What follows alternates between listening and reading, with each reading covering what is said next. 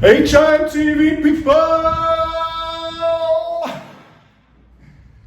Woo! I'm a bit dizzy off that one, folks. So, this video is to show you what we're doing here in Stoke-on-Trent. And this property previously had red ash, and we've had to put another floor in, which means we've had to dig all this out and all that one out there, and I'll even show you the depth of the conch where we've made a bit of a step.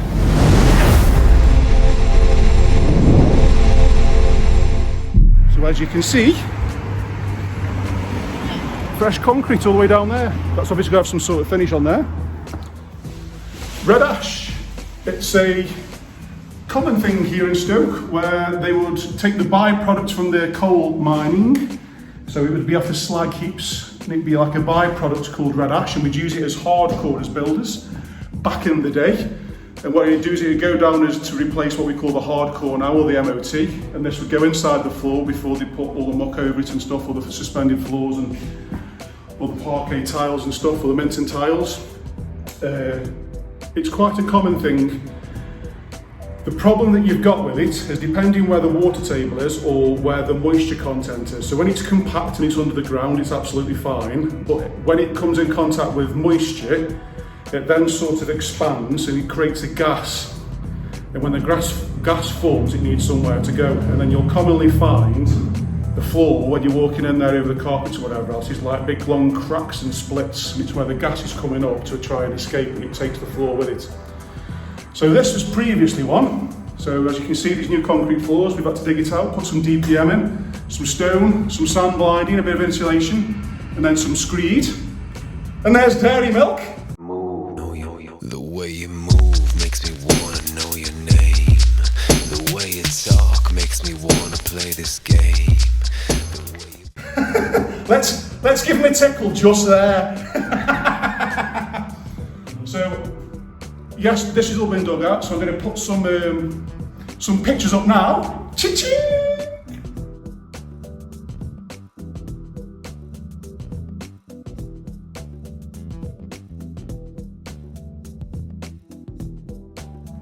And that's what it was previously like. So as you can see, there was lots and lots of mess. It was all dug out.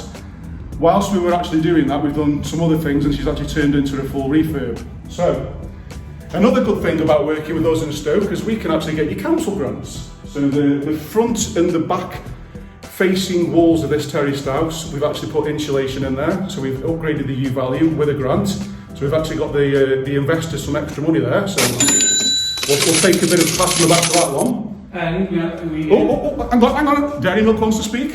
And we also did the loft, 450mm insulation in the loft. There we go. So we've upgraded the loft insulation as well. So all under a grant. So anyway, so we've put floors in, and as I said, it's turned into a bit of a refurb. So I thought I'd do a quick video to show we do red ash here in Stoke, and also we've been doing a refurb. So we've obviously plastered it all the way through. Because all the floors have completely gone, we've had to do a lot of plastering. We've had to put new skirting boards in. We've actually put a new central heating system in. We've left the ceilings, as you can see, because obviously we've got budgets to work to, folks. So, right where Dairy Milk's standing now, there was previously a chimney there. But a massive chimney. It came out to about here. Well, we can see So where a whole meter. we can see where it came out when we put the floor in. It's got a bit of a crack where it was. That's right. So, we've taken that out. We've got some gallows brackets in the loft. Obviously, we've done some more plastering, as you can see. The paint is just about in, so I'm just doing a bit of an update, and I thought while I was here, I'll do you folks at home a nice little quick video to show you what we do. Because we are very well known for doing the larger projects, but we do the smaller ones as well. So I thought I'll showcase. So we've got a new kitchen, new boiler. Again, I told you that the paint is in, so you'll see that everywhere is, well, there you go. There's a painter's gear there. Let's give that a tickle. Tickle, tickle, tickle, people. Let's say some ghastly, horrible Artex on there. If it was my preference, I'd like it to be skimmed, but again, we are on a tight budget with this one. So we've got new door frames as well. So because of the damp that was coming through from the floor, it's rotted the bottom of the legs. So we call these the legs of the door frame there. It's had some electrical amendments as well to bring it up to a specific standard to rent out. So it's pretty much a full rewire. And there's the evidence. So we can see that's where they've run up to the socket, and then it's gone up into the loft, and that will be for the smoke alarms. So that's where we'll be taking the feed. So, front room. As you can see, it's had its first mist coat, but it's got to have some more coats. That's why the room's all blotchy, all the walls are all blotchy. That chimney obviously is still left in. I can see a little bit of damp there, so this vent needs checking and the chimney needs capping at the top. So beautiful. And here is the insulation. So there's the existing plaster.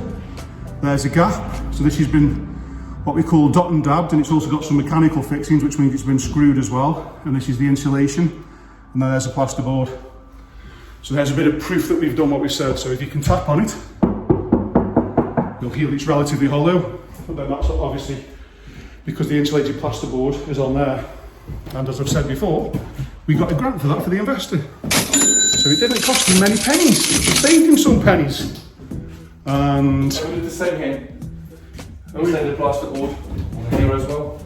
Come on, Dairy Milk, give us a speech. Right, so in this room, because the chimney came out,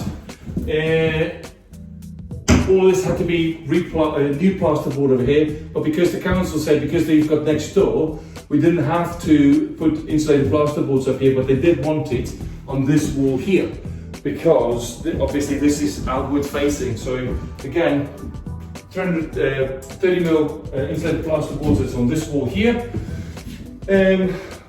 The heating is on, but I can tell you it's really hot in this room, in this house. It's really, really hot. So take off all your clothes. Something like that, yeah. Move. The way you move makes me wanna know your name. The way you talk makes me wanna play this game.